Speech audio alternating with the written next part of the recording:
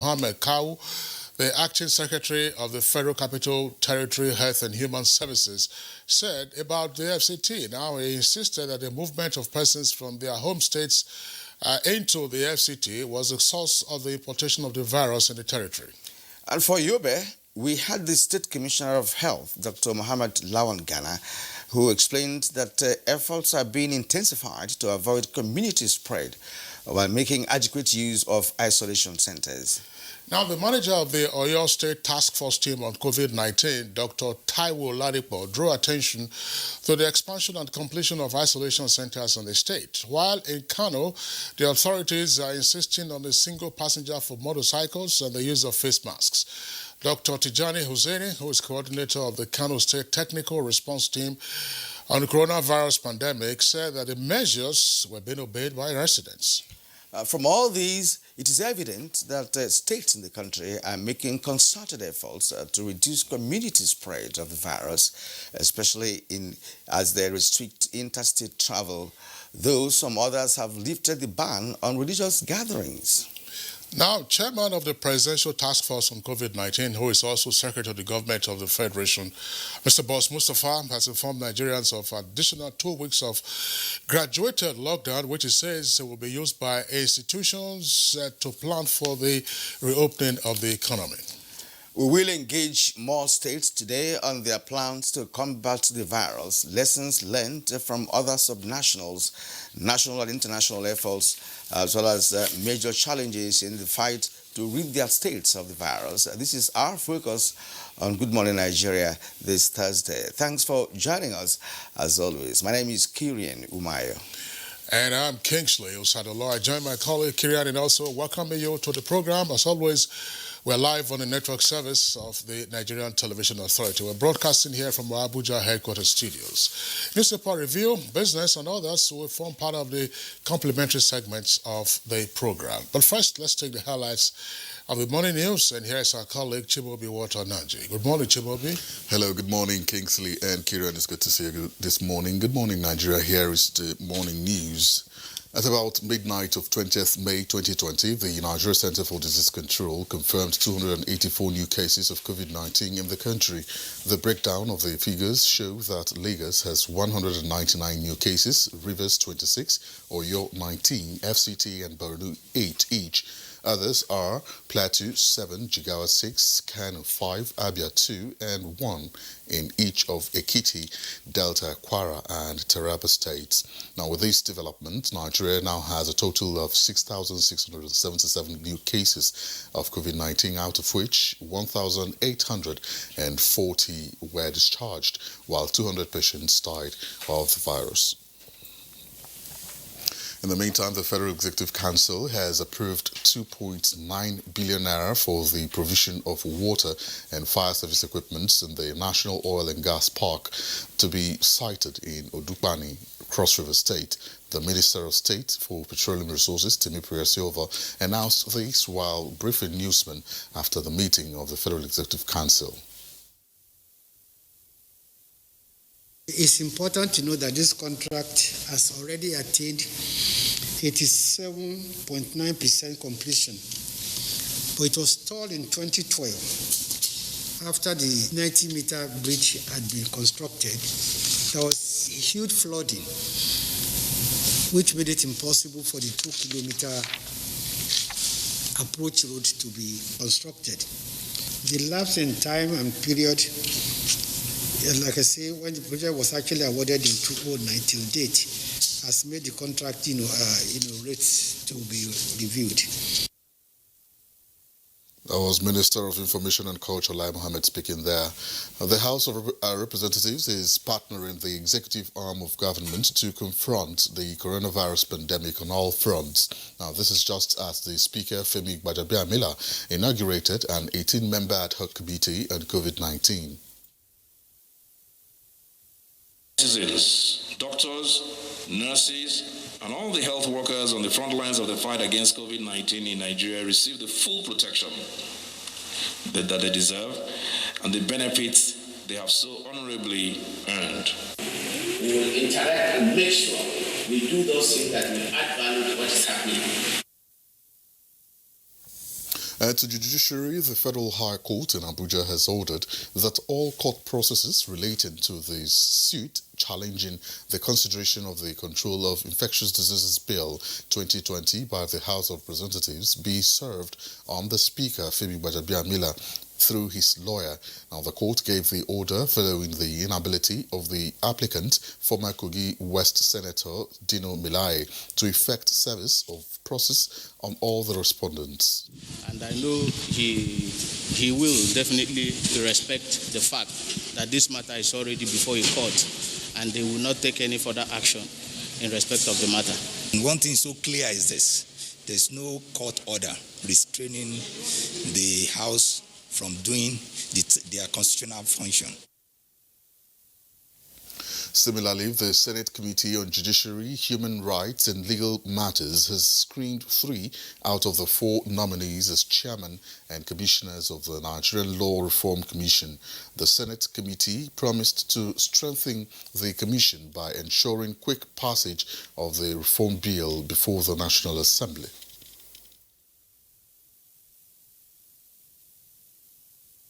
It should be the closest agency or one of the closest in contact with the National Assembly. We always make presentation in the National Assembly. I have been appearing in the National Assembly. Almost all penalty clauses is either 200 naira or 6 months imprisonment. The fine is not realistic in a modern society. Now, it goes along with the act itself. You cannot just go and reform only the fines and leave the act. It has to be a holistic approach. In other stories now, President Muhammadu Buhari has approved the renewal of appointments of executive directors of the Nigerian Television Authority, NTA. In a letter signed by Secretary to the Government of the Federation, Boss Mustafa, President Muhammadu Buhari renewed their appointments as executive directors of the NTA for a second and final term of 3 years. They are Muhammad Labo, Executive Director News; Wale Koka, Executive Director Programs; Steve Moses Okpanachi, Executive Director Engineering; Abdul Hamid Saliu Dembos, Executive Director Marketing; and Dr. Steve Egbo, Executive Director Administration and Training; and Mrs. Fatima Bada, Executive Director Finance. Now, the President has also resuscitated the position of Executive Director Special Duties with the appointment of Malam Lawal Umar Lalu. Lalu retired as Director of Programs in the NTA. The appointments are in accordance with Section 3, Subsection 1 of the Nigerian Television Authority Establishment Act 1977. The appointments take effect from 1st of April 2020. And that concludes the news highlights for now. And Good Morning Nigeria continues with Kingsley and Kiran just after the break. To stay with us. Coronavirus spread is when infected people sneeze and cough. Small droplets of fluid expelled by cough or sneezes are laced with viruses looking for new respiratory tracts to infect. When a sick person sneezes around someone who is healthy, the virus can land in the nose, mouth, or even the eyes, causing an infection. Symptoms can include fever, cough, shortness of breath. Symptoms may appear within 2 to 14 days. Seek medical advice if you develop symptoms and have been in close contact with a person known to have COVID-19, or if you live or have recently been in an area with ongoing spread of COVID-19. This message is brought to you by the Nigerian Television Authority, NTA, Africa's largest television network. In this time of despair, our country, Nigeria, needs us now more than ever. We stand a chance to save our great country, Nigeria. A chance to rise up from this pandemic stronger and better. What will be the gain if we do not learn from other countries and observe the lockdown to stop the further spread of the virus? If we loosen our guards and allow this virus doom our very existence, then what have we gained? This is the call to every Nigerian to unite as one and stop the spread of this deadly virus. Stay at home and stay safe. Remember, the virus doesn't move unless we move. This message is brought to you by the Nigerian Television Authority, NTA, Africa's largest television network. The number of the COVID-19 cases in Nigeria is increasing daily, with many more tests ongoing. The battle of testing, isolating, treating, and attending to the affected persons rests heavily on the shoulders of our health workers, constantly putting their lives on the line and at risk to contain this virus, save and protect the lives of millions of Nigerians. To these health workers, we at the Nigerian Television Authority, NTA, on behalf of millions of Nigerians, say a big thank you for all that you have done and are doing. To the security agencies enforcing the lockdown and every other frontliner, we say thank you for putting your lives on the line to save ours. There is no amount of words that can quantify our gratitude. Thank you. This message is brought to you by the Nigerian Television Authority, NTA, Africa's largest television network.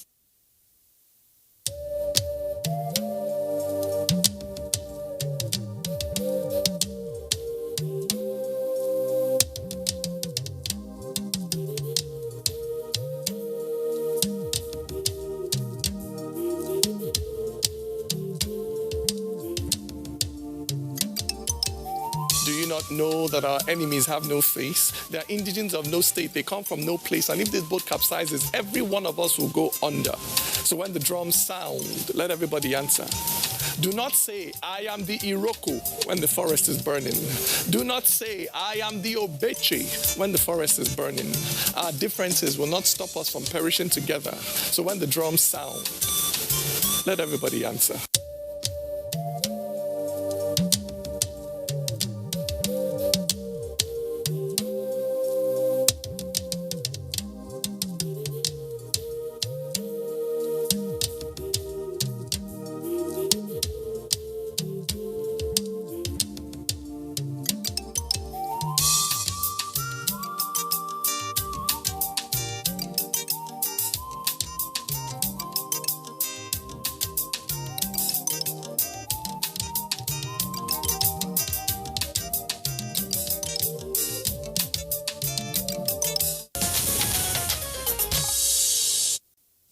Now, time for business news. The Central Bank Governor, Godwin Emefiele, has urged chief executive officers of industrial conglomerates operating in Nigeria to key into the drive by the federal government to sustainably reopen the national economy. Details of this and more with Kolo Mohammed. Good to know you're there and welcome. As efforts are made towards sustainable reopening of the nation's economy, industrial conglomerates operating in the country have been urged to support efforts aimed at growing the Nigerian economy and returning it to its glory days. The Central Bank Governor, Godwin Emefiele, made the call when he met with the chief executive officers of industrial conglomerates operating in Nigeria. In hopes that the price of crude oil will not remain at low levels for a long period of time, conglomerates are enjoined to key into government's drive to diversify the economy by taking advantage of the country's large population. And digital marketing is entrenched into the nerve of digital economy, signaling a huge rise in income per capita gross domestic product if gotten right.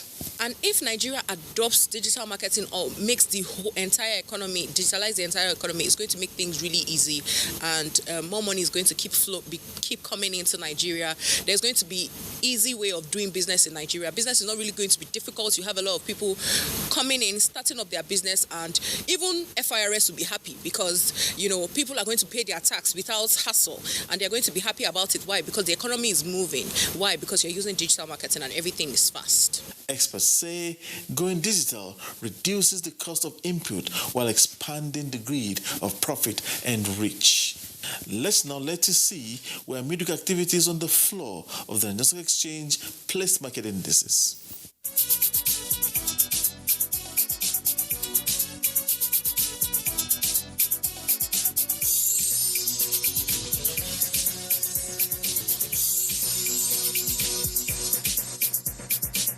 I am Kolo Muhammad. Do stay safe. Many thanks for having you along. Many thanks, Kolo Mohammed, for the business package. Up next is Newspaper Review.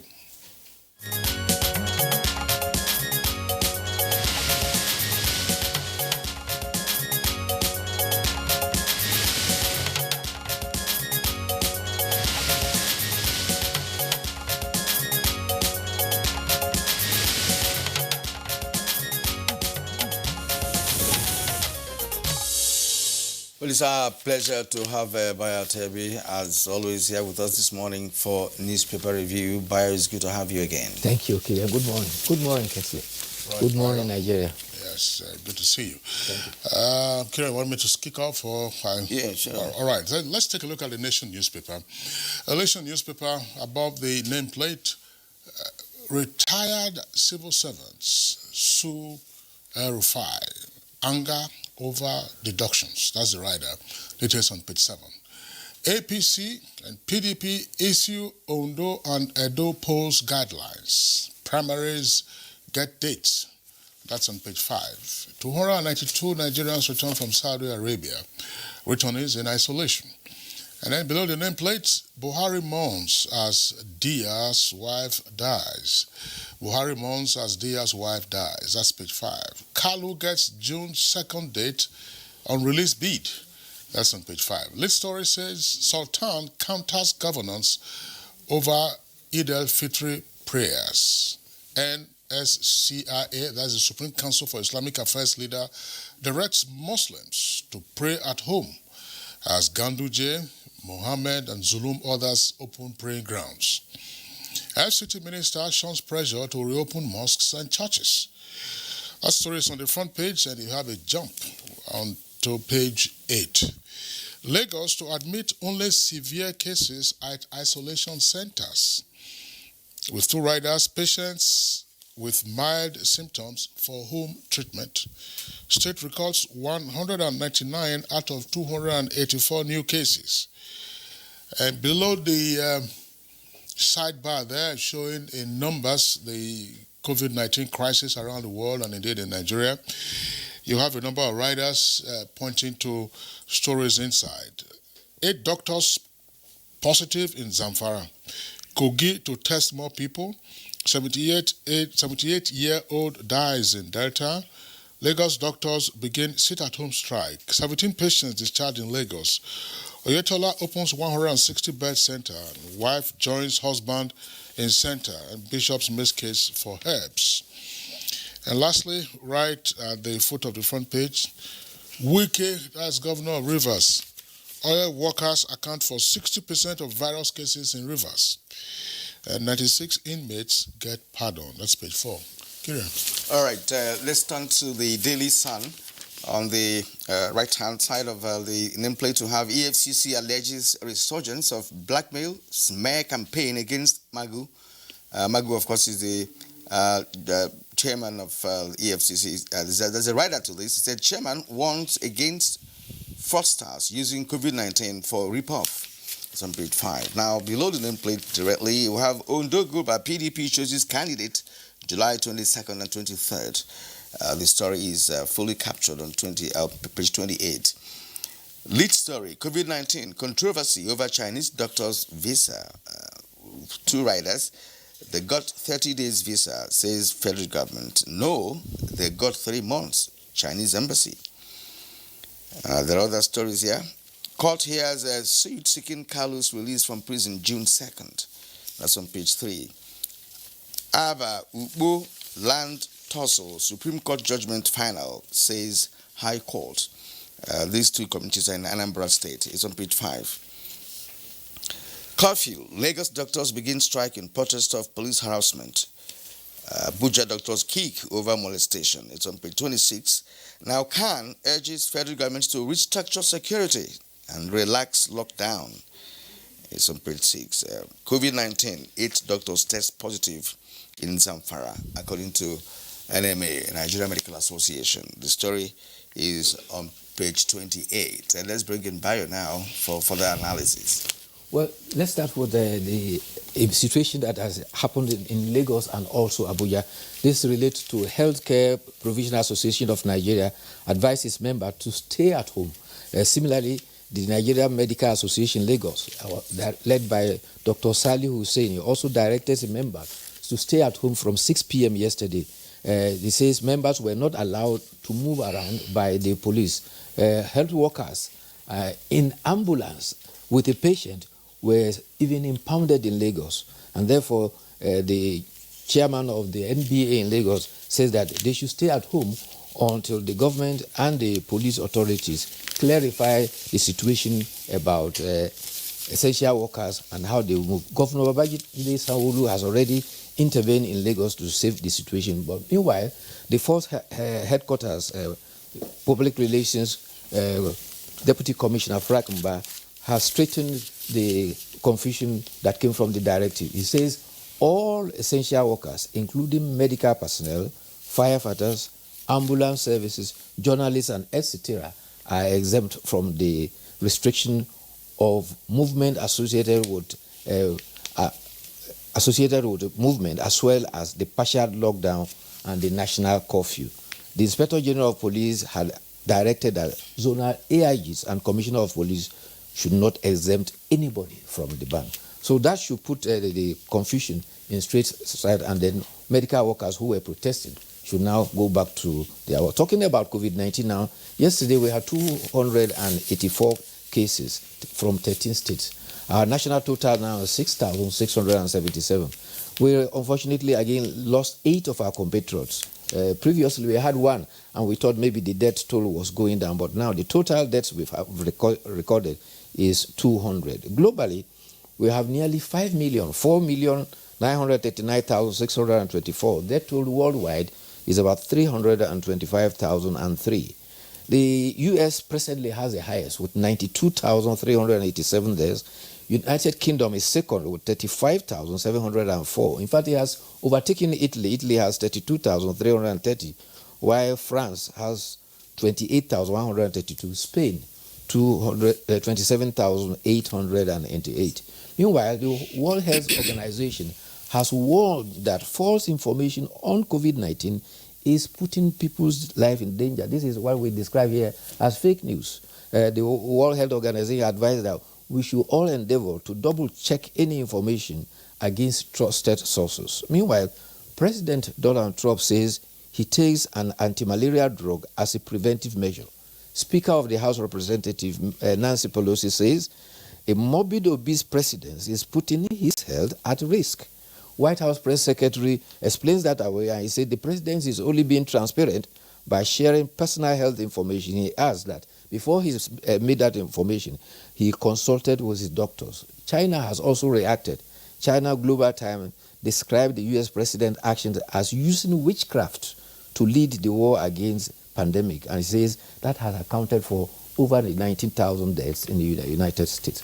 So there are concerns about false information here and there, and also cure. Talking about cure now, the World Health Organization says it is now considering Madagascar COVID organic for clinical observations. This came after the President Andry Rajoelina made a virtual conversation with the Director General of the World Health Organization, Dr. Tedros Ghebreyesus. World Health Organization says that part of the Solidarity clinical trial for the Madagascar COVID drug will be used as an opportunity to prove the effectiveness of its third protocols. In fact, Madagascar has 2 other protocols. They are injectable medicines, which are aside from the COVID organics. Meanwhile, the chairman of the Presidential Task Force on COVID-19 and Secretary to the Government of the Federation has clarified that the COVID organic donated to Nigeria is at no cost. This, however, will knock off the speculations that is going on in the social media that Madagascar is demanding about 72.5 million from Nigeria for that. You will recall that the visiting Guinea-Bissau president was the one who brought those COVID drugs to Nigeria, and the chairman of the PTF said the 5 cartons has been handed over to the Presidential Task Force. The other confusion that is coming is about the concerned for Eid Fitr prayers, which is likely to be on Saturday or Sunday, the Nigeria Supreme Council for Islamic Affairs has advised Muslims, because the Eid prayer is not an obligatory prayer. It is a supplementary kind of prayer, not obligatory. And so the Supreme Council has advised that people should pray at home. But before now, you have 5 states in the Northeast that already eased up the lockdown over the weekend to allow that. 3 states in the Northwest have done the same.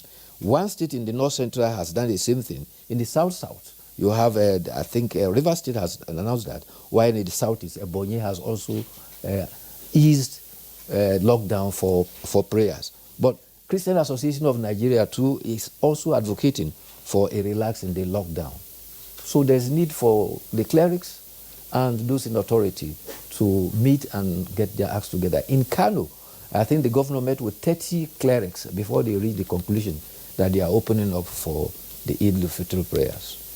You know, indeed, in Kano, I think the Council of Ulamas was reported to have indicated that it wasn't consulted before the decision was taken by the state authorities. Other states have stated that they had consultations with all stakeholders before doing this. I think the concern of the Sultan should be taken into consideration.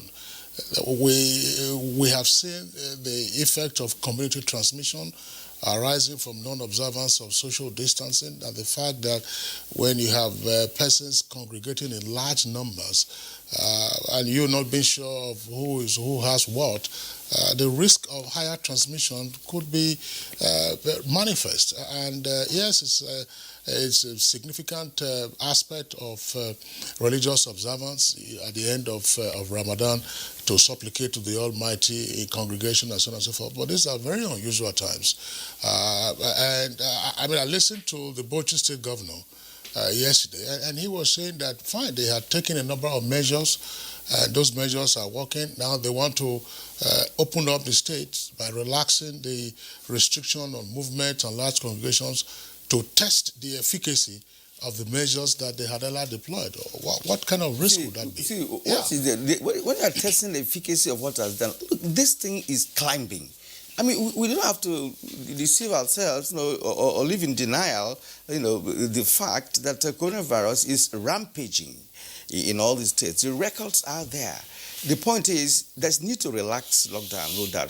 That's what's happening globally. Yes, but then the handling of the relaxing is going to be the issue. The moment you gather, you spread.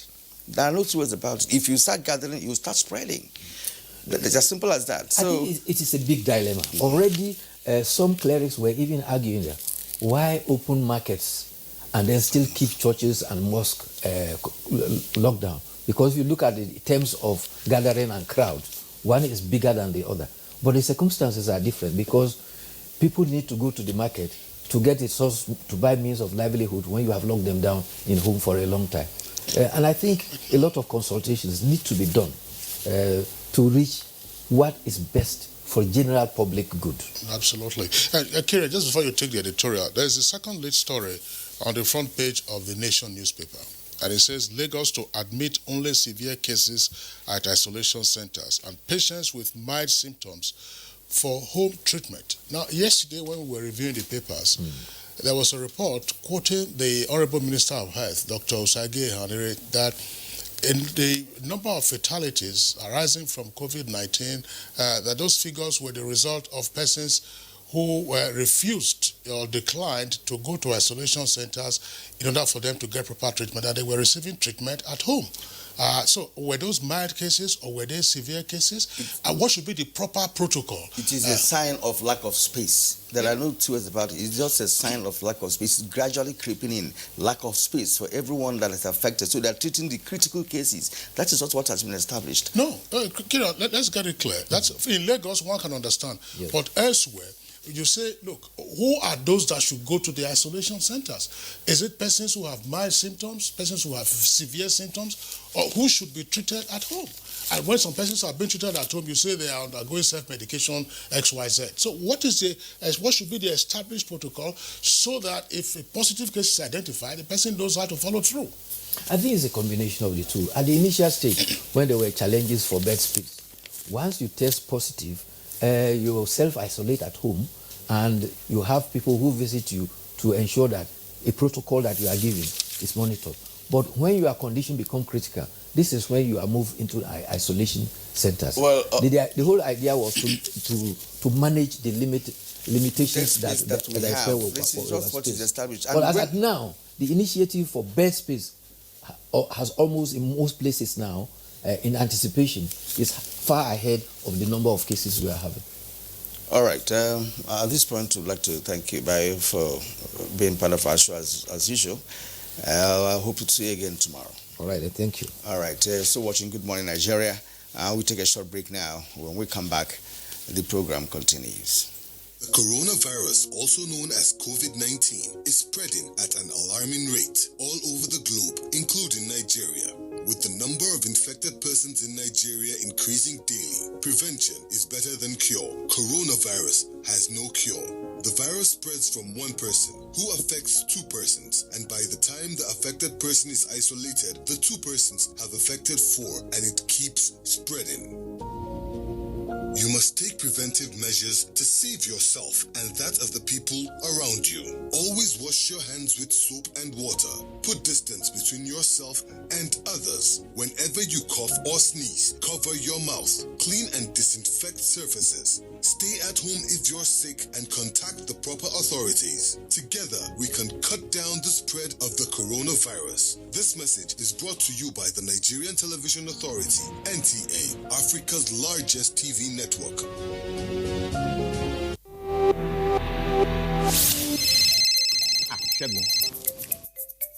Alpha, share tomorrow still day on. What's your tomorrow? Community meeting now. You know they here, Abi? Now beggy. See, if we meet for my house, inside parlor, then go no. This COVID-19 is not a child's play. If you want to elect a new secretary, we fit Do one for WhatsApp or for Skype or even on Zoom. Or we just wait. I will not negotiate this social distancing. It is non-negotiable. Not every infected person shows symptoms, but every infected person is contagious. Avoid large gatherings and self-isolate if you think you might have come in contact with a carrier. Your safety and the safety of others is in your hands. This message is from the Akinfade Foundation in partnership with the National Orientation Agency with support from MacArthur Foundation. Coronavirus is real. Steps to avoid this pandemic. Wash your hands regularly or sanitize your hands. Keep social and physical distancing. Avoid crowded places. Stay at home unless absolutely necessary. Don't touch your eyes, nose, or mouth if your hands are not clean. Avoid the spread of coronavirus. Coronavirus is real.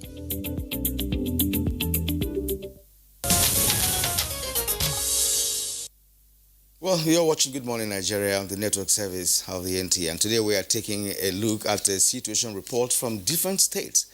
And to usher us into the conversation this morning, let's take an excerpt from last week's conversation as put together by Victor Azu.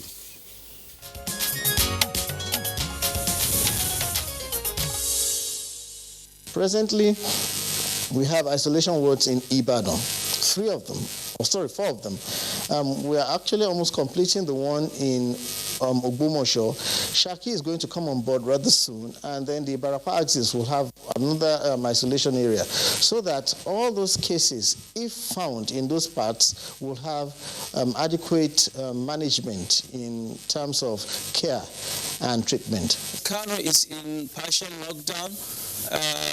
We have 12 hours in a week. Thursday, like today, Thursday, this is an open day from morning till 2 o'clock, and also on Tuesdays. So this is how Kano operates. And remember that Kano, the government of Kano made wearing of face masks compulsory on all citizens of Kano, and also it also directed that all commercial motorcycles, the tricycles, which we call in Kano Adediso, must not take more than one person.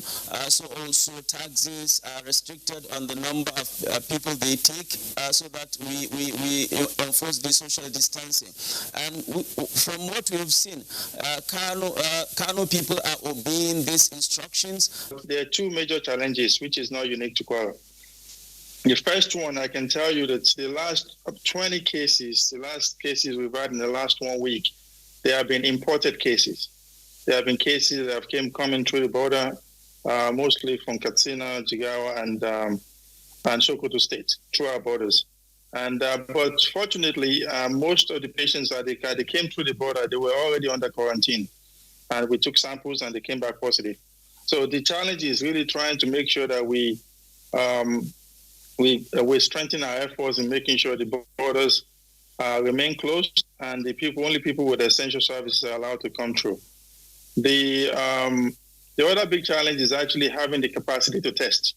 I think those two things, you really don't quite understand the extent of the disease unless you have the capacity to test and get results back promptly. Most of the elites have dual houses. You have a house in Abuja, you have one in your homestead. So if there is issue in your homestead, you want to come back to Abuja. So a lot of people have come back, and despite the lockdown and the security at the borders of the state, a lot of people have come in, and many of them have tested, and a lot of them are positive. Some of the numbers we are getting are actually from some of these places. We have an isolation center here in the state capital, and then of course we have another in the Federal Medical Center in Guru. So those that are tested positive are actually kept in the isolation centers, and then the treatment protocol is what so are using what the NCDC guidelines have clearly spelled out. We are also, in view of the fear of the community transmission, we're also actively searching for cases in the communities. And then, of course, to test them and then bring them into care.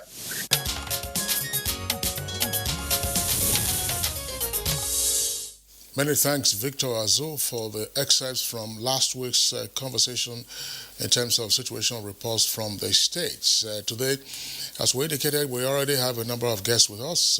Joining us via Skype from Calabar, the Cross River State capital, is the Executive Governor of the state, Professor Ben Ayade. Prof, our pleasure to have you with us on the program this morning. Good morning.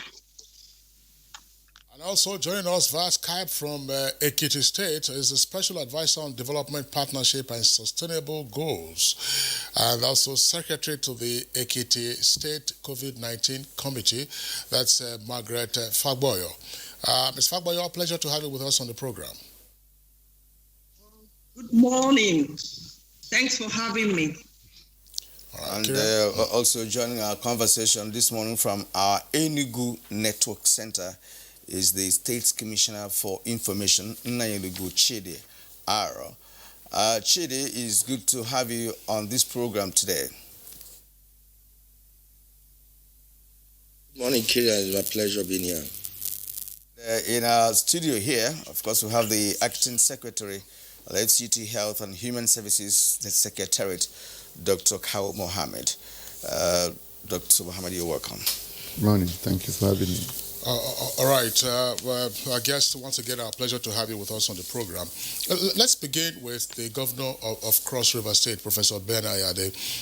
Prof, we've had the privilege of also discussing with your Commissioner for Health several weeks ago, and here we are, almost 3 months since the index case first arrived in Nigeria, and that was on the 27th of February, and with the tally of the number of infections across the country. Cross River continues to record zero. What has been your talisman?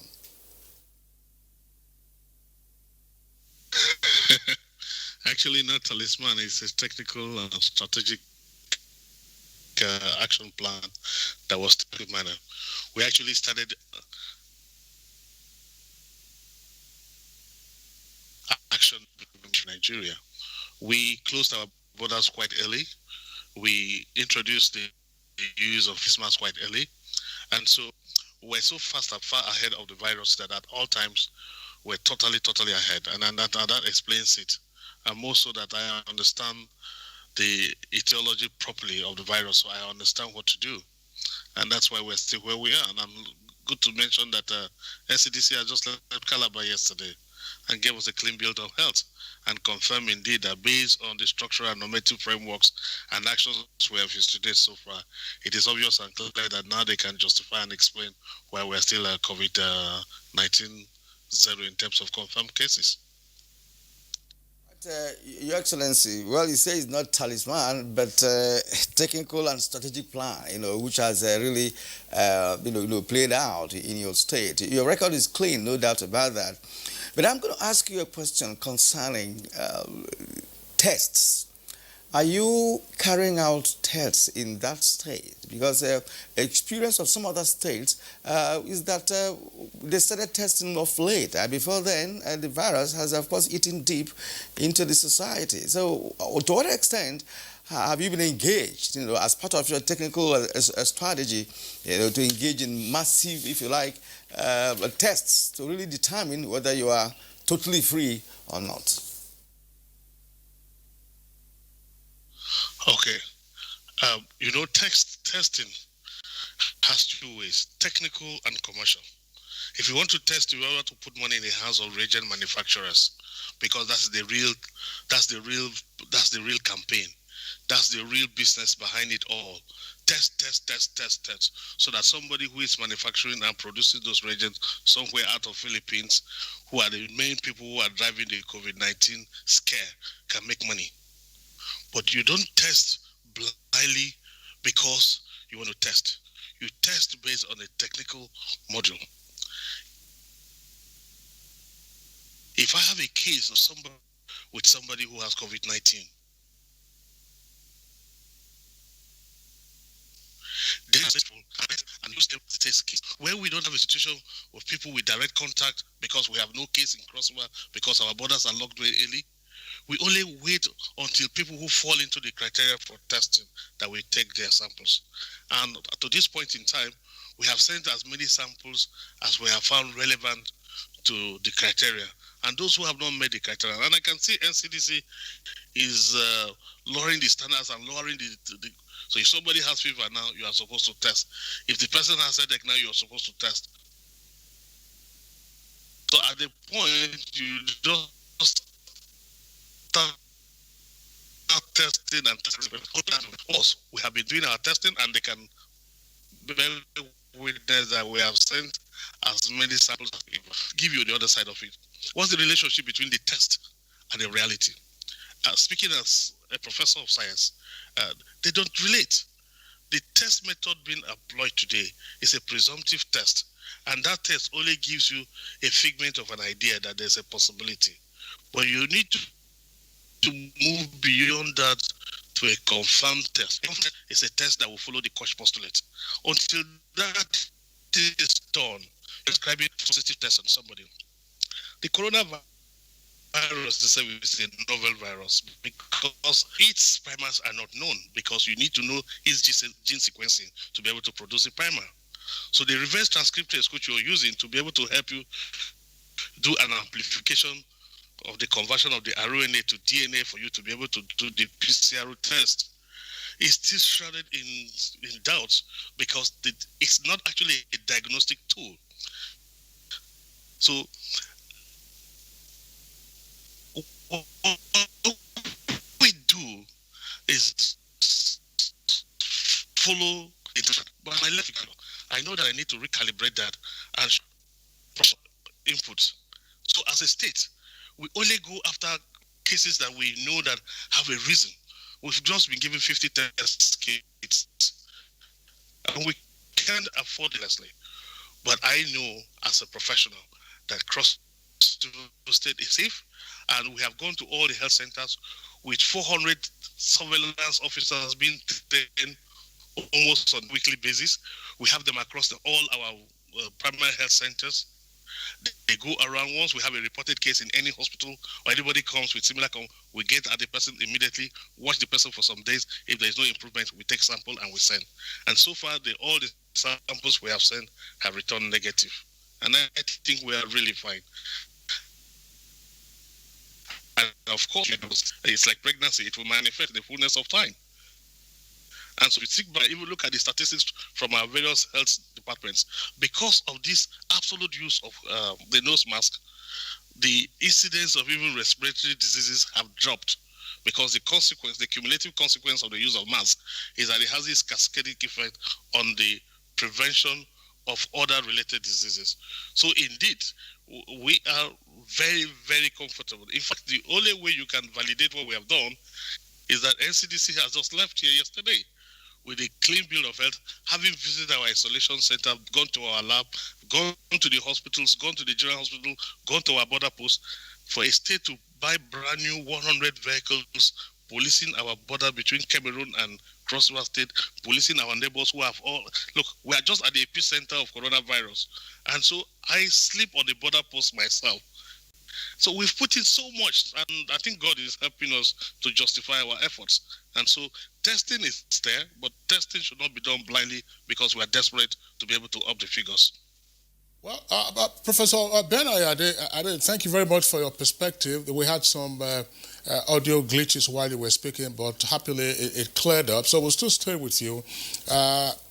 You've made some controversial points in the past, according to persons who responded to you, and I'm sure that those responses will not be any different on this occasion, especially as you seem to be stepping into the area of the politics of public health on the international plane. I mean, you talked about reagents, test, going to give business to some other persons, and you're speaking from a professional background. You want to tell us some more about that and why you think that the current testing methods are not probably the right thing to be doing at this time, so that the herd mentality that seems to be driving everyone else around the world can be mollified or modulated, and they will take a more realistic approach in our national circumstance. Normally, tests for viruses generally, even if you're looking at enzyme-linked immunosorbent or you're looking at even general fungal tests, modified agar gel precipitation technique, whatever technique you're using, there are 3 stages through which you have to go through a test to get to a point where you can make a confirmed statement. And the basic principle is that for you to do that confirmation, you have to go beyond just that presumptive test. And one way to do it is that for you to establish that this man is down, and he's down because of coronavirus, he's down in particular because of N coronavirus, you must be able to establish that the source of the disease is occasioned by that organism, by first isolating that organism, that virus, and using that virus and reinfect a healthy host cell. And that host cell must manifest the same clinical symptoms. And you must re-isolate that organism in pure culture. It is only when you have done that that you can say it's for certain that this organism or this virus is responsible for this ailment. Otherwise, you're still at presumptive stage. The commercial component, the international politics of it is that I have asked myself, we have professors of virology, and I trust Nigerian professors. They are extremely, extremely good. The universities are not using them. Why are we producing reagents? Why are we flying in reagents into Nigeria? Why are we flying in reverse transcriptase into Nigeria? Why are we not producing it? I mean, just imagine if this border closure continues for long, you will run out of drugs, because even our drug manufacturing companies in Nigeria import the active ingredients. So they only do packaging. So time has come when this country must ask herself, a leading country in Africa, a whole continent, will be at the mercy of a test protocol that is not adopted to us. You must also understand. I think it's it's sad for people not to see that it is real business. So if either you're buying vaccine or you're buying test kits, someone somewhere else is making money. And once you start going to community testing, there's no end to it. You just keep testing and keep raising the figures, and somebody is going to his bank account. I justifies that.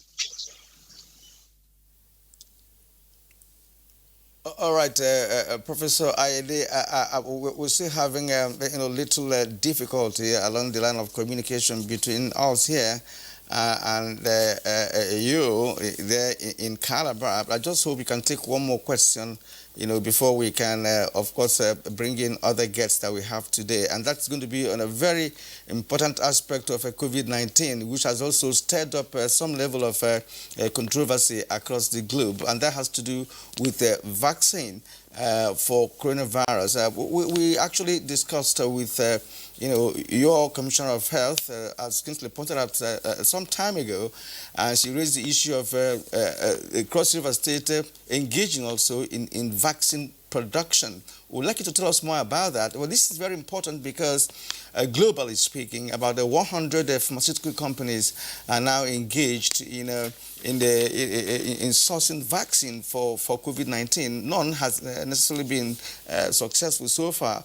But if you are engaged in that, to what extent has that gone? And is it a possibility that you can really husband the production of vaccine for COVID-19?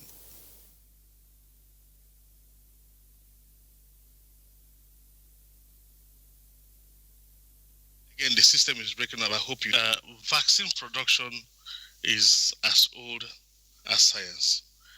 And I know that at this point in time in this country, Nigeria ought to have a vaccine production plant. It's not rocket science. The process of production of vaccine is well known to any professor of virology, immunology in this field. I just give you a good example. Artemisa annua, a plant that grows very well here in Nigeria. Why have we not thought of cultivating it, extracting the exudate, and passing it through a chemical engineering process in a chemical reactor and produce artemisinin? And it is that artemisinin that is a precursor for reactors, which have now been proven to be effective even against coronavirus because they share some protein relativity. And so I think that's what all the funding, the support federal government is getting. They can't put it on palliative because palliative is like putting food through the stomach and it goes into waste. And what percentage of the public will get that? You can imagine that if you put all of that fund together and take an aggressive investment. And we have 3 major vaccine factory manufacturers, and they give you all the protocols. And it costs $32 million. You have a vaccination plant ready. In fact, the price I got from a company out of Czech Republic was $52 million. Everything in. That is no money to federal government of Nigeria. You can set up that factory, bring in some of our professors from university, bring in some lead consultants, lead researchers from other countries, put a team together, let Nigeria lead Africa. We can't continue to follow. We can't. I am opposed to the procurement of vaccines from another country. I won't even admit that in my state. I won't, because I have no idea about what is the content. I have no idea. So if I have to use that vaccine, I have to subject it through the Fourier Transform Dictionary to actually do a full specification of every single component therein. Because the theory of artificial intelligence coming in is not something you can dismiss with a wave of the left hand.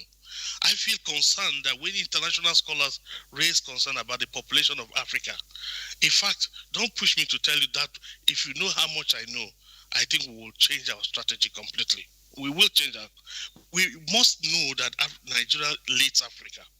And if Nigeria chooses to lead from the rear, by waiting and seeing what the white man is doing and following. We don't have the same climate. We don't have the same situation. We are from a very malaria endemic zone where our body systems in the course of time have already developed some natural immune systems against coronavirus and those related viruses. And so the spread is contrary to what they think. Between you and I, as we speak, atmospheric temperature will be down to 32 degrees centigrade. The coronavirus won't survive beyond 18 to 20 degrees centigrade. It's a sacrifice. And so while they were expecting the kind of deaths they're expecting, it doesn't work in our situation. So we need to sit down and adopt and customize a protocol that reflects our peculiar needs.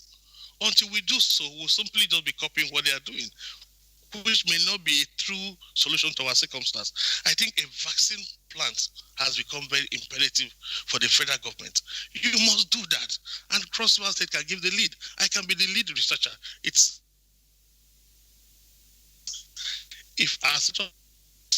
I'm already going very far with the issue of vaccine. I just wish I run a state that was a little better. I just wish I do.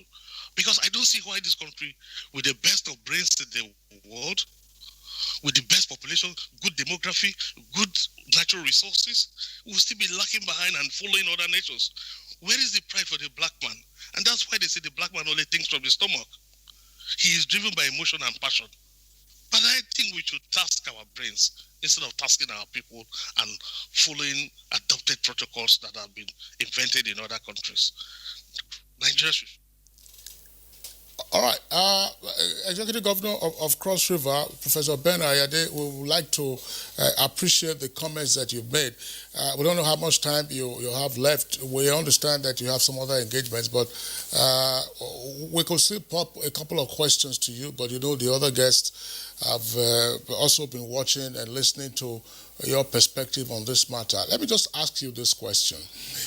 You've talked about your concern as to why Nigerian professors of virology and immunology do not appear to be on the front row in our national response strategy to all of this. Have you tried to contact any of them as a community of scientists to see what can be done? Because I know that immunology is studied usually at the postgraduate level from master's on for persons who already have degrees in biochemistry or microbiology.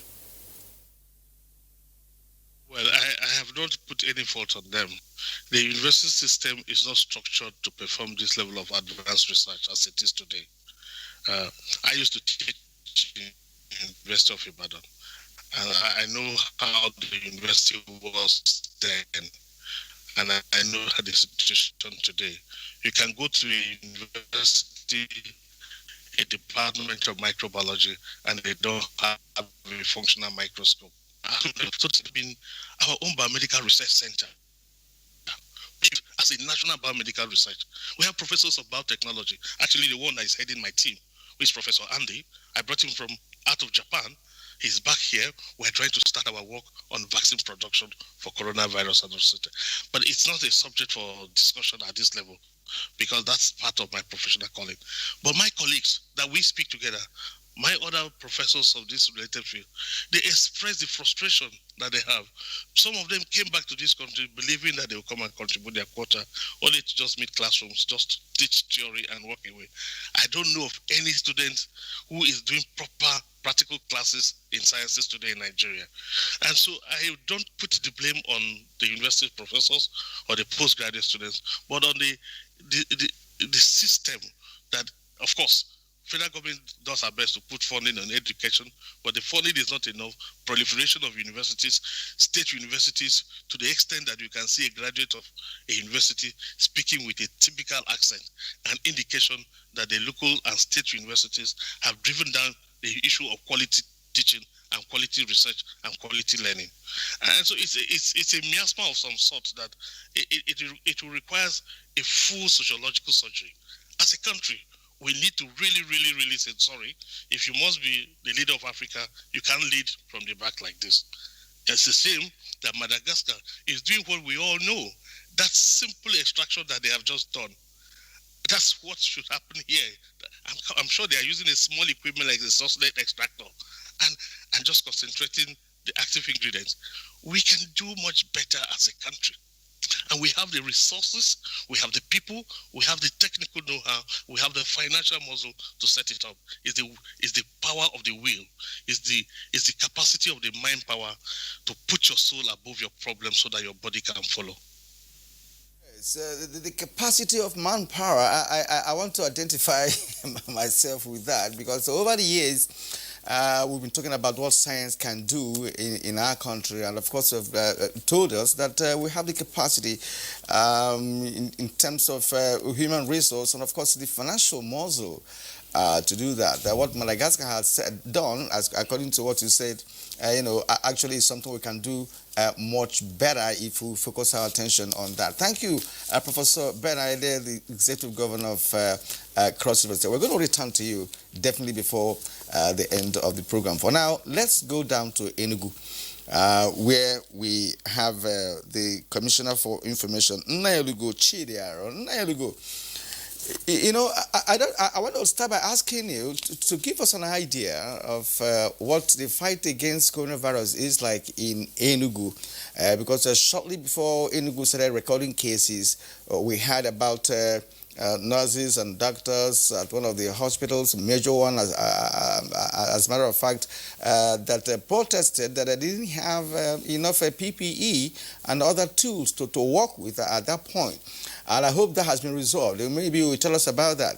But we would also like you to also tell us what the situation is like in terms of isolation center in Enugu, how equipped they are, and of course, what is the motivation for the medical workers who are on the front line.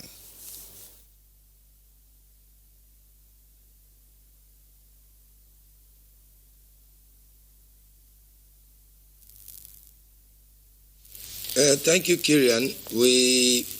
I'm glad to be with you this morning, and surprisingly, I also need to tell you that I'm glad to tell you that some of the perception which you're running through initially, it's not the reality. First, Enugu, by the grace of God, under the leadership of the governor who is providing round-the-clock 24-hour leadership in this fight, is doing very, very well. I'll start first with the basis of what you complained about our nurses and our doctors. Well, those were isolated incidents that happened early. And it didn't have to do with the state's preparedness. It actually had to do with some little political, problem amongst the staff in one of our major hospitals. That was immediately resolved. I can tell you that as far as Enugu is concerned, Enugu's preparedness is at its best. Now let's take the isolation centers. His Excellency the Governor directed immediately we got into this global pandemic that we establish an isolation center. On the advice of our medical professionals, we moved that isolation center from Kolari to Parkland so that he can have access to all the medical facilities that teaching hospital provides. But calculating that things could get out of hand, His Excellency immediately established another isolation center in Nsukka and then converted our diagnostic center to a 200-bedded isolation center here in Enugu. Right now, the 3 isolation centers are fully functional. And I can tell you, amongst the cases Enugu has today, 2 are being treated in Nsukka. Because the Nsukka Isolation Center was created to take care of people who could have these problems around that area. And that preparation is working fully for us now. So we have people working there. We have the other 2 isolation centers fully functional.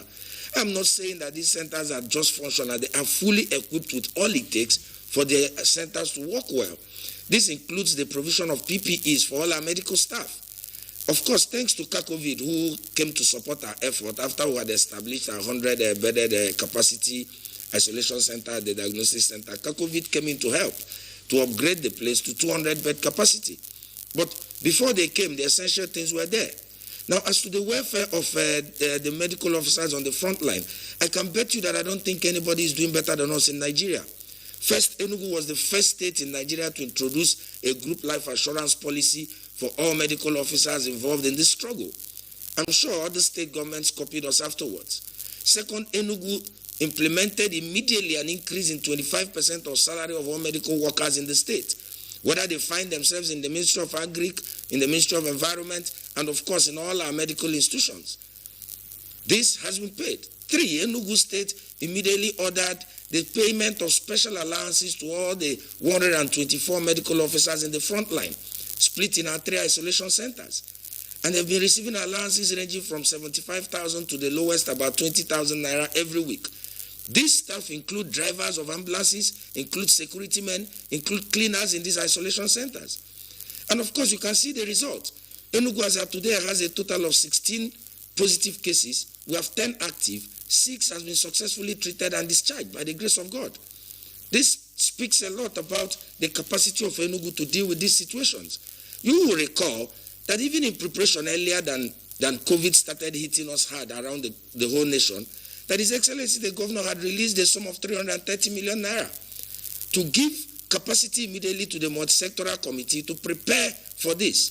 In this direction, the multi-sectoral committee acquired new ambulances, did small infrastructural work on the new isolation center, started a massive sensitization, purchased massively personal protective equipment, which includes face masks, hand gloves, PPEs for the body, and all the decontaminating agents we need, the sanitizers and other chemical agents that are used to decontaminate the places. His Excellency didn't stop at that.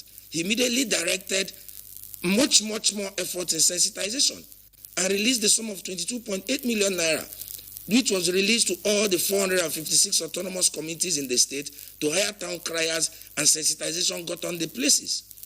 He didn't stop on that. He has continued to do positive engagement with leaders of the state. Of course, we did everything to shut the borders. It is clear to everybody in the country that there's a national problem about border closures. And that is why Enugu has all its cases imported. But His Excellency has provided routine leadership, visits one of the borders in the minimum every day, stays out every night to ensure that the curfew is enforced. And you can see that when he saw that there was still some leakage, he decided to bring in about the stakeholders dialogue on the issues of closure of these borders. To this direction, he met with the leadership of the Traditional Rulers Council in the state, with the leadership of Town Union Association in the state, with council chairmen, and in fact directed. Right now, council chairmen in border areas are living at the border. I can tell you that. Go to Oji River, go to Udenu, go to Ibueze North. In fact, this morning, as part of our monitoring strategy, I've been on phone contact with the chairman of Udenu local government. I've been on phone contact with the chairman of Ibueze North local government, and they all slept in their borders. Because His Excellency has made it clear that they need to understand the importance of this. Not just withstanding that, His Excellency has also been relating and engaging very closely with his brother governors in Benue, in Ebonyi, in Anambra, to ensure that their collaborative efforts keep these places safe. I want to tell you something about this governor and this fight against COVID. This governor has had a unique approach to this fight. One is that he considers the interest of the state. 2 is that he looks at it from the regional perspective, because Enugu is the center of the southeast. And 3, he spent 3 solid terms in the National Assembly. So you cannot doubt his commitment to the Nigerian nation. You cannot doubt. Let's go over now to Ekiti State, where we earlier introduced the Secretary of the Ekiti COVID-19 Committee, Margaret Fagboyo. Ms. Fagboyo, of course, sorry we've kept you on hold for a while. Tell us, what is it that has been happening in Ekiti State since the outbreak of coronavirus in your jurisdiction? Okay. Thank you very much for having me. First, I would like to commend His Excellency Dr. John Kayode Fayemi for his leadership at the NGF level and also at the state level. Presently, we have had 20 cases in Ekiti State, 13 discharged and 2 deaths. We have Ekiti State COVID-19 Response Hub at www.covid19ekitistate.gov.ng. We have done 177 tests in Ekiti State. Our portals contain the government of Ekiti actions to combat and contain the widely spread novel coronavirus. The portal enables the public to access Ekiti COVID-19 management dashboard, particularly the overview of COVID-19 cases in Ekiti State. In under the leadership of our governor, swiftly put in place these resources and structures in collaboration with the Federal Ministry of Health and Nigeria Center for Disease Control, the NCDC, to ensure proactiveness and consistency throughout the response to the health emergency. On the 3rd of March 2020, to be precise, Dr. John Kayode Fayemi set up a 40-man task force, although now grown to 49. I'm one of the new addition, and Mr. Femi Adeoye, whose video went viral, who refused his son entry into his house for violating unknown restrictions, was made an ambassador of COVID-19 for his uprightness, commitment, and dedication to the fight against COVID-19. The government put in place essential infrastructures and resources to screen Ekiti banned passengers from all major motor parks leading into Ekiti State and at the land borders. Well, the 49 Task Force on Coronavirus, constituted by Governor Kayode Fayemi, is working closely with the leadership of the Road Transport Network, the NURT, to maintain passengers' manifest for fast traceability if the need arise. And also to note that the task force took the prevention awareness campaign to churches and markets in Ekiti to sensitize people on the pandemic just before the lockdown. Our first index case of COVID-19 was on the 18th of March.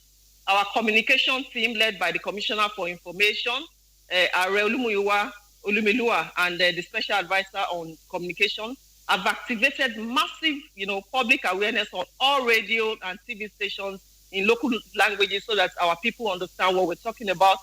And in line with the National Center for Disease Control Directive, we have designated an isolation center in the state for quarantine and treatment at Obade Igbe General Hospital.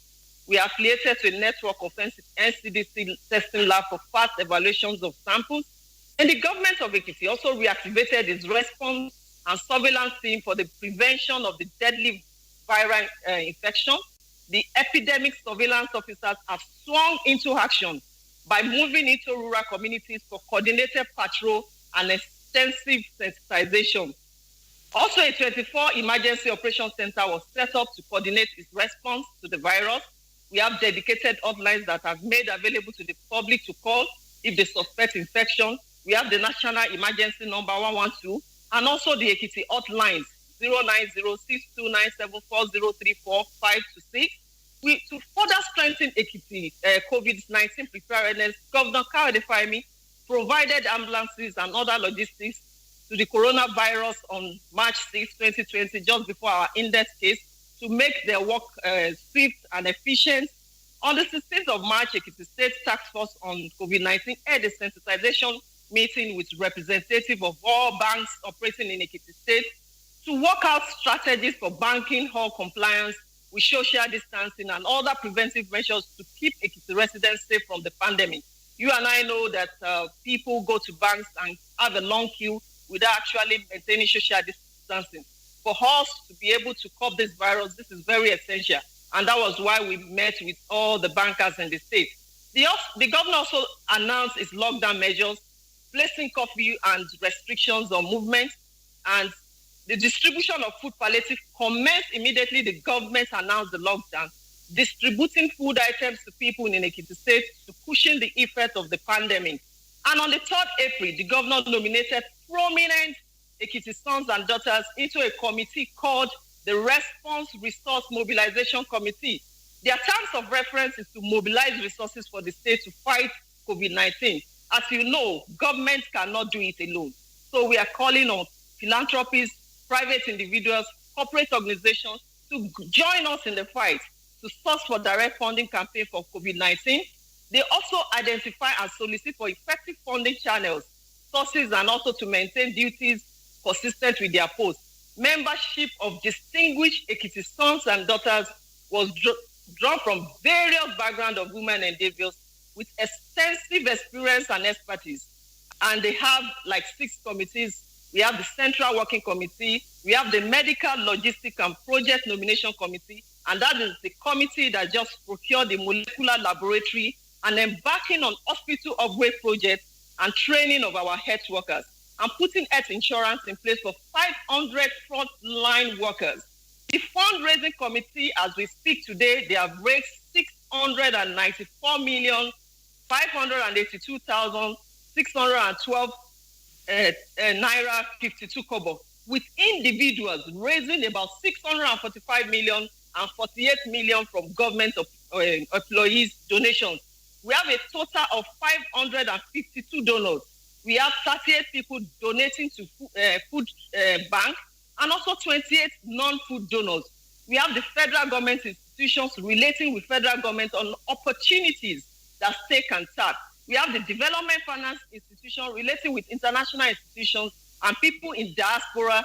And lastly, the fund management and evaluation committee, who will monitor and supervise fund management for transparency and accountability purpose. And just to inform you that just on May 18, last Sunday, we published the names of all donors in the Punch and newspaper, from the highest donor of 100 million to the lowest donor of 100 naira. And this is just to tell people that we are transparent about the process and that the money donated by people will be judiciously used. I would like to commend the achievement of the Response Resource Mobilization Committee within a month of its setup. And lastly, the molecular laboratory. We just procured our molecular diagnostic laboratory installed at our Ekiti State University Hospital. With the installation, Ekiti State will be able to carry out its own community testing and can be more scientific in its deployment of resources in combating the pandemic. Add to this is the benefit of the laboratory to exit for testing for other infectious diseases. So this is not just for the period of COVID. This laboratory lab can be used post-COVID, and it will help strengthen the existing health and scientific laboratory in the state. We have also partnered with... All right, Special Advisor on Development Partnership and Sustainable Goals and Secretary Ekiti State COVID-19 Committee, Margaret Farboyo. I can see the passion, with which you are, elucidating the very impressive strategy, put in place in Ekiti State. We will come back to you as we make progress. For now, we are back to Abuja studio, where we still have Acting Secretary, FCT Health and Human Services Secretary, Dr. Kau. Dr. Kau, give us also an idea of what the situation is at the moment at the FCT. The relaxing of the lockdown has been effective for some days now, and the Nigerians are looking forward. In fact, the FCT residents are also looking forward to more relaxing or more relaxation of the lockdown. Give us an idea of what the situation is like, especially again on the aspect of those who are down with COVID-19, the different isolation centers in the city, and of course the other issues are rising as a result of the ease of lockdown in the FCT. Thank you very much. And for us in FCT, I prefer to talk more on challenges, because we've been ramming on this. We've been talking about what we have done, the centers and all those things. We have emerging challenges that are very disturbing to us. It's better we talk about them. Sorry. Of late, we have noticed a lot of people dying before they get to the hospital. And after their death, we are invited to come and evacuate them, and we do post-mortem test, and a lot of them are turning positive. Now, our concern and our problem is, with all the information going to the society, with all the radio and TV jingles about COVID-19, why should people have symptoms, get sick, die without getting the authorities to come and test them, to take them to isolation centers? So it's really disturbing. I'll give you some instances. There's a gentleman, a very young gentleman, about 32 years old, that died in one of the parks. I think he works in the parks. We were immediately contacted. We went and took a sample. It turns out to be positive. There's another gentleman, also about 58-year-old, died in his house. So for us in FCT, this is raising a big concern. And we need... Is it at the city center or in the suburbs of Abuja? City center. So we need to inform the society that a lot of things are going on. And as government, you can only act if you get information. We are intensifying care surge in the communities. We are going to the facilities, both secondary and tertiary and primary, to station our people to test people that have signs and symptoms of COVID-19. But people living in their houses, in their places of abode, is posing a big challenge to us. I was just wondering, Dr. Cow, I mean, we've had you on Good Morning Nigeria for several editions now while we're taking state reviews. I'd just like you to clarify this. Before COVID-19, there were cases of sudden death. People just dying. And then, of course, the autopsy will confirm the cause of death. Why, therefore, would it not be a surprise that people are still just dying? A surprise because a lot of them, you test them, they are positive for COVID-19. If you test them and they are not, there's a nurse that died in Musa Hospital. When we tested, it was negative. So it was not, it's the normal sudden death that may be cardiac problem or other problems. But when you test them, and a lot of them are turning to be COVID-19 positive patients, that is when the concern, is raising. Coupled with the fact that we have a lot of infected cases that do not still believe that this is real. Yesterday, somebody asked me in one of the programs that, is this COVID-19 real? And that's a young man who sent in a WhatsApp question to the presenter, that they should ask the doctor that, is this COVID-19 real? So if at this stage, people are still asking if these things are real, people are tested and they are positive, they don't want to present themselves for treatment, it's raising some serious concern to us. When you say present yourself for treatment, I mean, part of what experts have said on Good Morning Nigeria, and incidentally, Kirian and I have been on those programs, there appears to be sometimes a very thin line between ailments that we knew previously. Has anybody been diagnosed of pneumonia these days? Because some people will tell you, even in advanced countries, Russia is battling with that, to say that what is diagnosed as pneumonia is actually COVID-19. And then there's always that issue of persons with underlying ailments. How do you manage those underlying ailments in an isolation center? And what kind of treatment do you get, assuming you're not in an isolation center and the person has just a mild symptom of COVID-19, but in the meantime, the person has those underlying ailments. So it's still, I'm not of course, I couldn't possibly be a corona skeptic. We understand that it is real. But for some of these other issues, how do you clarify this for the benefit of the public? See, it's very easy. I'll just answer you with an example that happened last night. We were called to come to Barcelona Hotel, one of the gentlemen that came back from the UK also that have been quarantined there, an asthmatic patient that needed attention. And we sent a team, they examined him, they found that he's asthmatic. He had done his test 3 days earlier, and we got in touch with the laboratory. The result came out, he's negative, sorry. And so his case is just his asthma. And so we manage him. He is presently in one of our hospitals, being managed an asthmatic case. But you see, especially respiratory system infections, they are very, very similar to COVID-19. Anybody with those symptoms is considered to be COVID-19 until proven otherwise. Sorry? Anybody with symptoms of respiratory system infection or disease is considered to be COVID-19 until you prove it is not.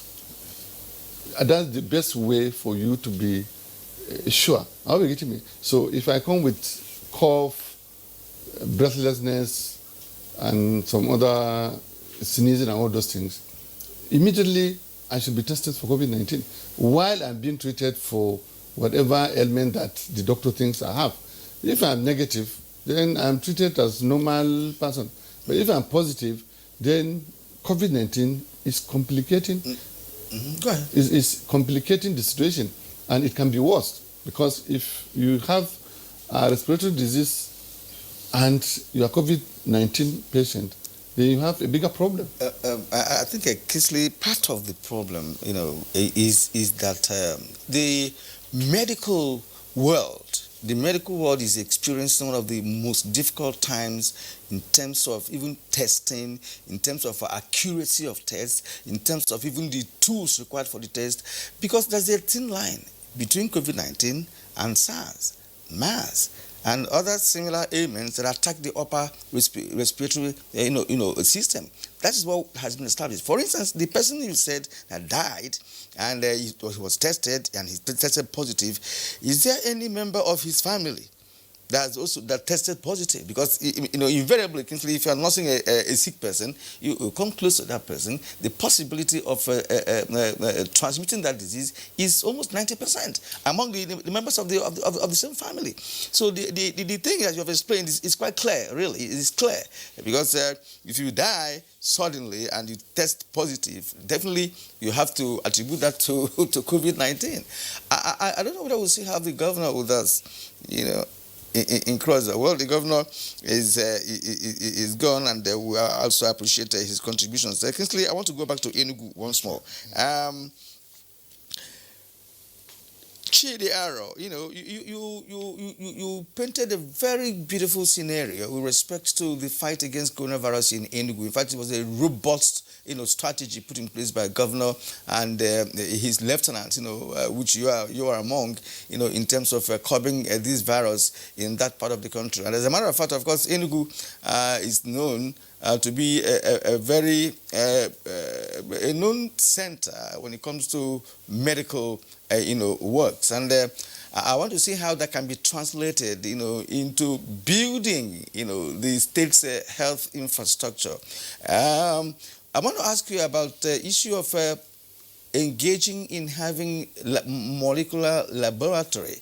And I want to also know the testing capacity of Enugu in the case of any eventuality, and we need to have a community testing and what have you.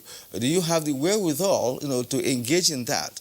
And, well, of course, to know that PPEs are available, that is noted. But is there any other expansion mechanism being put in place by the government to, in fact, let's look at post-COVID-19 with respect to the health sector of that state?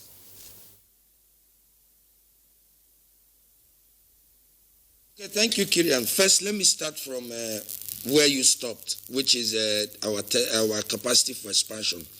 It will be glad to inform you that right now, construction work is at top gear to build the first ever infectious disease hospital of specialist care in the whole Southeast. That job is almost 50% done, and every day it is going on. So Enugu is soon going to have the first infectious disease specialist hospital in Enugu, located at the Kolari, former site of the Kolari Hospital.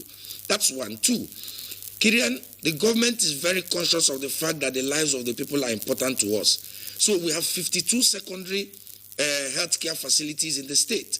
Out of these 52, 10 of them are general hospitals, and 42 others are cottage hospitals. Now, what is the government doing already? You could recall that it is this same government that completed work in 4 of these general hospitals. That is the one located in Abani, the polyclinic, the one in Udi, and then we've done massive work in the general hospital in Osoka. So what the government has done is to continue to increase our redundancy capacity to meet these challenges. So what do we mean? Our 10 general hospitals are undergoing upgrade now, so that we have capacity in these general hospitals in case our 3 isolation centers run off. So if we move from there, But we also understand that community transmission could be possible, and then people are in danger in the various areas.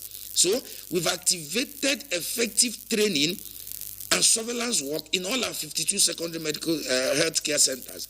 We've moved further to our 456 primary health care centers, and ongoing trainings are there every day to make sure that, assuming there's any extent of community transmission, the workers at these primary health care centers are, one, protected, two, they can quickly identify these cases, three, they can make contact with the central command and they are picked up immediately.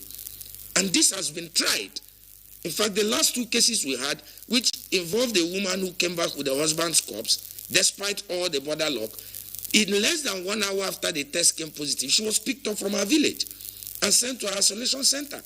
So in all this, we are doing that. The Executive Council met last week, and in order to continue to improve these capacities, the Executive Council awarded a contract for improvement of solar facilities in 100 of these medical facilities we have in the state. They didn't stop at that.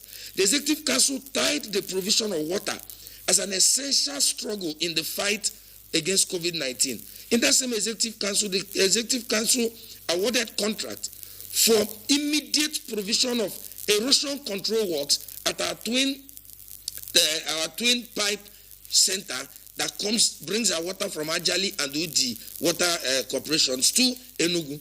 This is to ensure that we do not lose provision of water at all points in time. That's okay on that part. In terms of provision of PPE and other medical equipment, for instance, in our major teaching hospital, there's a standing instruction from His Excellency that PPEs are replaced in every fortnight. Whether they are finished or not, they are replaced in every fortnight.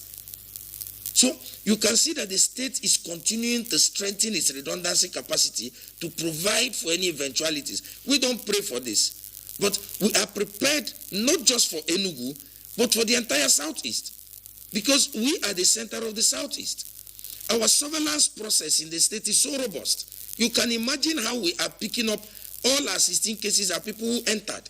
It shows that our surveillance process is so effective that it detects any unknown body to our systems in our local communities. So if you enter from Lagos today, you can do all the magic and beat the security network. You can beat our community search. But once you drop into a community, the activated process of our surveillance and monitoring reacts to the center and will always pick you up. All right. Honorable Commissioner for Information, Enugu State, thank you very much. I mean, you paint such a glowing picture of the situation in Enugu that indeed I believe other states will have a lot to learn from you. And presumably, on the basis of what you have said, Enugu doesn't have any challenges at all. So once again, we congratulate you on that. But assuming you have challenges, you probably will let us know about those challenges. And more particularly, all the things that the government has been doing, you must have a deep pocket.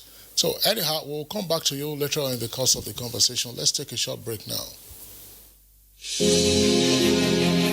is a lot of fake news and report circulating, especially on social media, on the coronavirus. Do not believe or partake in the spread of these fake reports. If it is not on the official website or news from the Nigerian Center for Disease Control, NCDC, disregard such report. Only together can we beat this virus. Only together can we overcome this pandemic. Follow the instructions and guidelines provided to combat this virus. Most importantly, stay at home. Self-isolate, regardless of your status. The virus doesn't move unless we move. Let us work together to better Nigeria. Together, we can do this. This message is brought to you by the Nigerian Television Authority, NTA, Africa's largest television network. Nigerians, coronavirus is dangerous. It can kill. When you see this sign, high fever, cough, shortness of breath, drowsiness, pneumonia, don't panic, don't hide, don't embark in self-medication. Promptly visit the nearest medical facility. Report all cases to the nearest hospital. Prevention is key. Avoid contact with infected persons. Avoid crowded areas as much as possible. Wash your hands regularly. Use hand sanitizers. Your life is precious. Stay alive. Live long, live right. This message is sponsored by the Federal Ministry of Information and Culture and the Nigerian Film Corporation. Nigerian Film Corporation, powering possibility. as a strong immune system increases the chances of victims surviving COVID-19. A corruption-free society creates opportunities for citizens to thrive and prosper. Build your immunity. Stop corruption now. Report all acts of corruption to ICPC on this toll-free number 0800 2255 4272. This message is brought to you by ICPC and NTA. Nigerians, let us take responsibility. Stay healthy, stay safe, and curb the spread of the virus. Take responsibility. The coronavirus spreads from one person to another. Let us avoid crowd gathering of any kind for any reason. Take responsibility. Avoid traveling from one state to another during these lockdown restrictions. Obey all the rules that are put in place. Take responsibility. Stop spreading fake news and unverified reports about the coronavirus. There is no known cure for COVID-19. Take responsibility. Observe all the measures that can help stop the spread of the virus. Together, we can do this, but only if we take responsibility.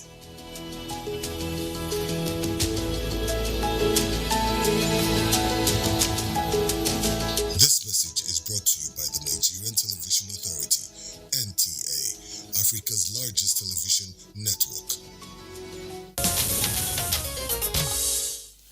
You're welcome back to the program. And now we have to take a look at some of the tweets that we have on this morning.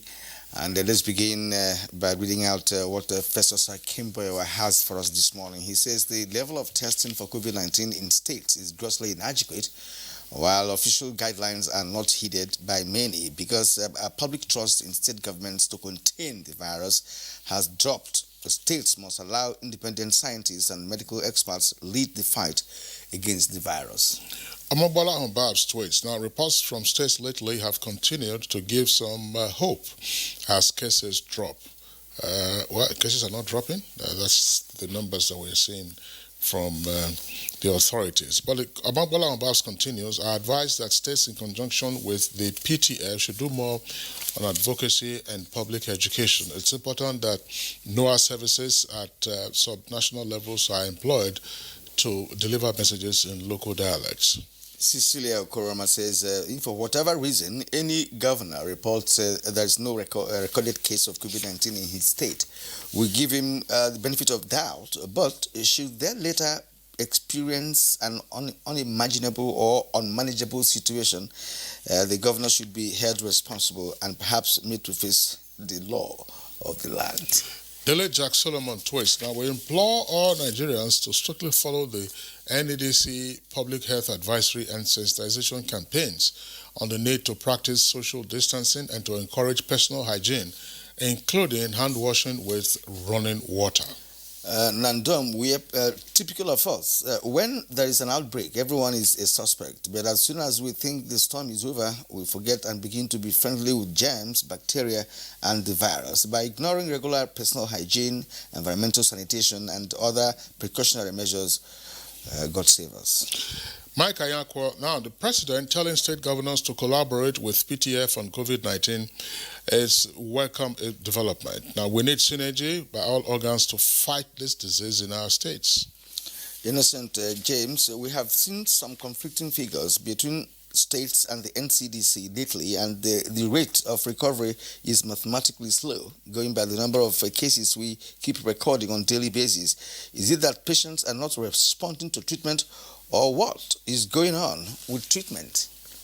Now, Onyinye Ogoke tweets, I think we should also discuss matters concerning palliatives meant to be distributed to citizens, but nothing was being done, and measures to be taken by the federal government concerning skyrocketing cost of drugs, making it impossible for the masses to purchase such drugs. Chris Simeon, Kogi and Cross River State are COVID-19 free states. Bravo. The number of cases in FCT is dropping every day because the residents adhere to the precautionary measures. Now, Steve Bond says that it's a shame that essential workers, including doctors, are being harassed for being on the road. Meanwhile, it seems that interstate travel ban is a mere joke, as non-essential workers still troop in via trucks and buses. Festus Akimbewa, some state governors are already easing religious gatherings because of Eid. We will lose the fight against COVID-19 if there's no concerted effort and sacrifice on the part of the state government, federal government, and all Nigerians. Oti Chikwebuka says, please help me ask the government of Enugu State how they are tackling this COVID-19 pandemic, because it seems that they are not doing anything at all.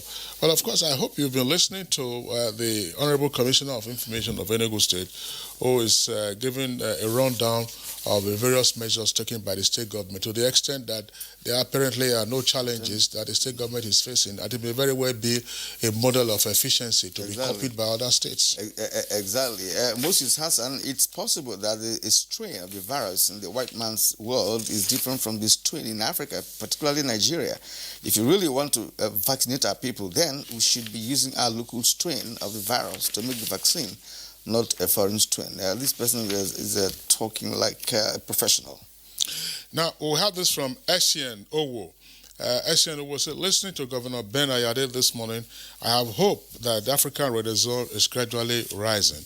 My only concern is that as governor, has it begun the roadmap to this self-reliance in his state? Okay, that would be all. That's right. Yeah, those are the tweets that we want to take now, in the meantime. Let's return to Ekiti State, where we have Margaret Faboyo. Margaret Faboyo, is there any challenge at all that is confronting Ekiti State? You have already reeled out all the strategies and how efficient they are and how effective they have been so far. The state is working so hard. We appreciate that. But is there any form of challenge that you have at the moment, in trying to fine-tune all those strategies that you told us about? Any challenge at all? Yes. There are actually challenges, and I would like to run through that one by one. The first challenge is the health challenge. We have to stop the spread of the pandemic. Can you hear me? Okay. Health and pandemic challenges, that we have to stop the spread of the pandemic and also improve our health facilities. And the second challenge is the enforcement of lockdown measures. This affects the livelihood of people. This period that we had, Nigerians are social people. They want to go out. We are greeting people. We are hugging people. So there's a lockdown. People cannot freely move around. Majority of people earn their living on a daily basis only when they move around. Factories are closed, hotels are closed, schools are closed, and this is shutting the economy and affecting a lot of people. So this is a challenge for us. And another challenge is the security challenge. You all know that people cannot move and they can't earn living, and they are scared about their health. They become anxious, and security threats leading to desperation on the part of the people. Enforcement at the borders, by having increased security at the borders in order to prevent any pandemic. The Southwest also institutionalized the Amotekun. So for us in Ekiti State, the challenge of not being able to generate revenue, and the landlords cannot be asking tenants to come and pay at this time. And you find out that even people, when you ask them to come and pay their debt, they will tell you it is after this pandemic that payment can be made. So, prices of things have gone up. In the course of fighting COVID-19, there are some challenges like finances that are constrained in procuring health equipment, paying salaries and retaining staff by private organizations. So COVID-19 is showing where our weaknesses are, and that is why we are addressing the issue as they are identified by procuring the molecular laboratory, not only for COVID, but to strengthen the health system generally, and also securing our borders. We have to ensure the use of face masks. A lot of people are not used to using face masks. So it is when they see you that they will remember, oh, I have to put on my face mask. Then funding for the health sector, not only in Ekiti State, but across board. So, and there are challenges of changes in education. Schools are closed, children are at home, and there are some that haven't set up their online learning facilities. They are just trying to do that now. So it's a lot of challenges around. But I pray and I'm optimistic that we will see the end of this. If we can see the end of the Spanish flu of 1980, I'm confident that definitely this too shall pass. Thank you very much, Margaret, for your optimism. Just one point, because we would also like Dr. Kawo of the FCT to speak to this. You talked earlier about the security challenge, particularly the breaches on the restriction on interstate movement. We have heard reports of a number of states turning back those who were trying to smuggle in people using all kinds of trucks and using all kinds of devices. How much of a headache has this been to Ekiti State in terms of transit vehicles conveying persons in all kinds of awkward places? For us in Ekiti State, we have a procedure. If you want to bring food items, essential food items, you have to write to us ahead, and we will send you a security pass.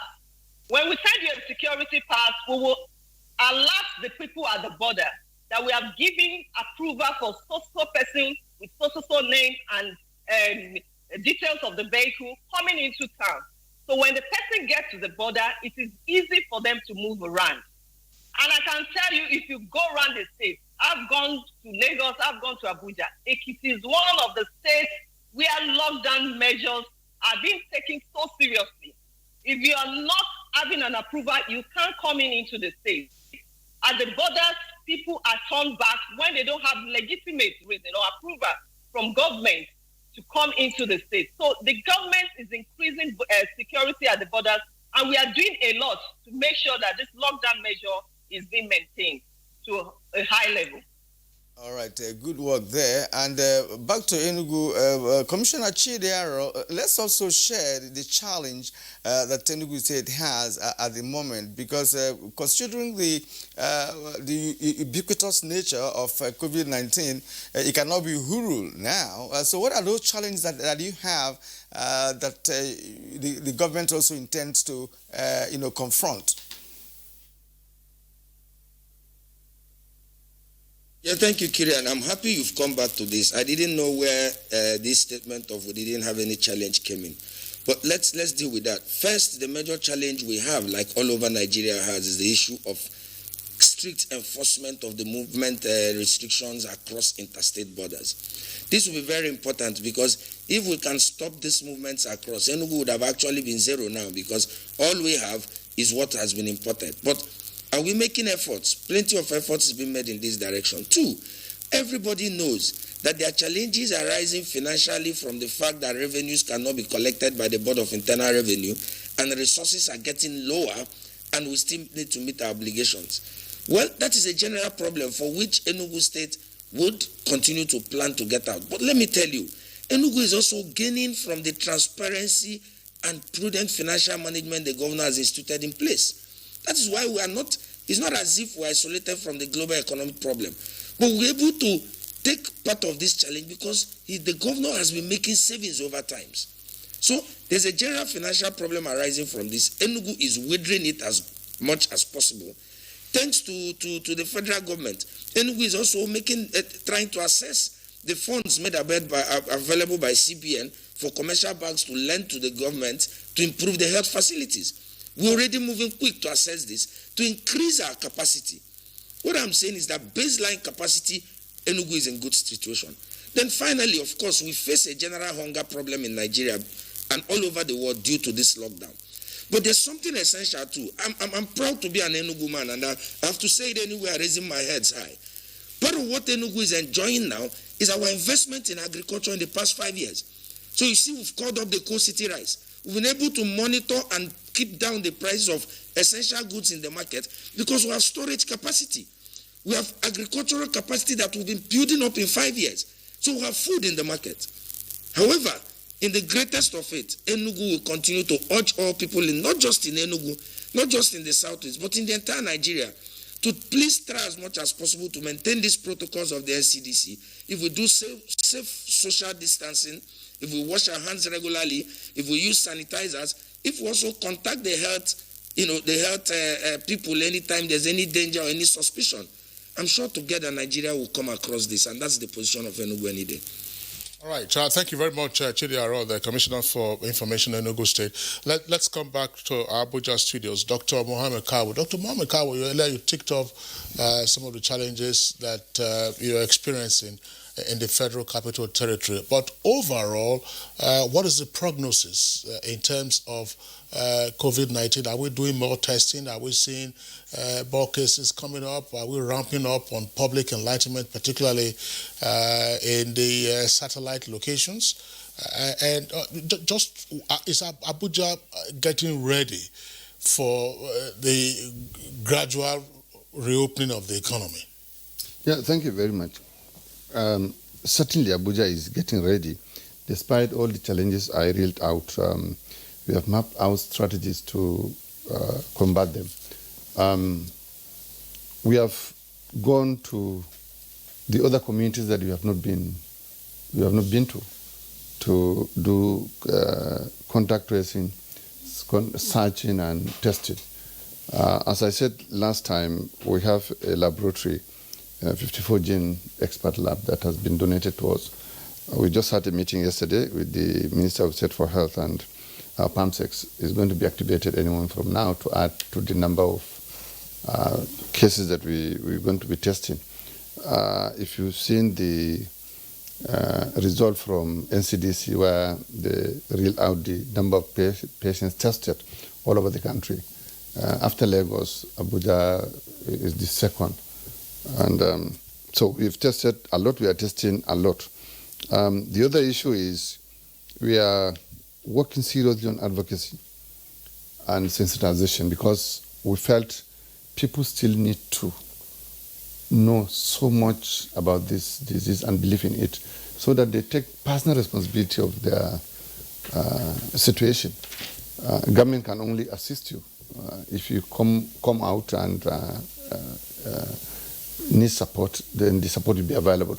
But if you decide to go in and lock yourself with your problems, we can only come and pick you from your house, maybe do postmortem, unfortunately. So we are doing a lot of advocacy, and that is very, very important. And the second most important thing is enforcement of this, the 2 weeks added easing of lockdown. I think it's very important. It has been a challenge in the territory. If you go to the suburbs, sometimes you feel as if there's no advocacy. My minister used to say, while he drives from Gwarimpa to his office, as if there's no lockdown. Okay, Yes. Dr. we are actually running out of time. We'd like to thank you. In Kingsley, indeed, many states are making efforts, really, but the efficacy of the efforts is what is yet to establish, because we're still having rising cases of COVID-19. And we want to thank Margaret Faboyer. Thank you for being part of our program this morning. In fact, Ekiti State is doing well from all you've told us. And down to Enugu, where yours sincerely is from, I'd like to thank Information Commissioner Nnelugo Chidiaro. Your efforts is working from all indications. Thank you indeed for also explaining all that for us today on this show. Thank you for coming. And Acting Secretary of FCT, Health and Human Services Secretariat, Dr. Mohammed Kawu. Of course, you're almost one of us here in the studio, because you're always around to tell us about the FCT situation with respect to COVID-19. And I think we... That's right. Dr. Kawu, thank you very much. One point that we didn't have enough time to explore with him, and we hope that will be taken into consideration. How are you dealing with the fluid boundary between the Federal Capital Territory and Nasarawa, particularly Mararaba axis? And that's the point that we'll take up, hopefully, at some time in the future. Let's go over down to our sports desk. Super Eagles winger Samuel Chukwueze is thrilled to return to training with his Spanish club Villarreal. Clubs in the Spanish top flight resumed training last Tuesday as they begin preparation for the restart of the campaign, which was suspended in March due to the coronavirus pandemic. The 2019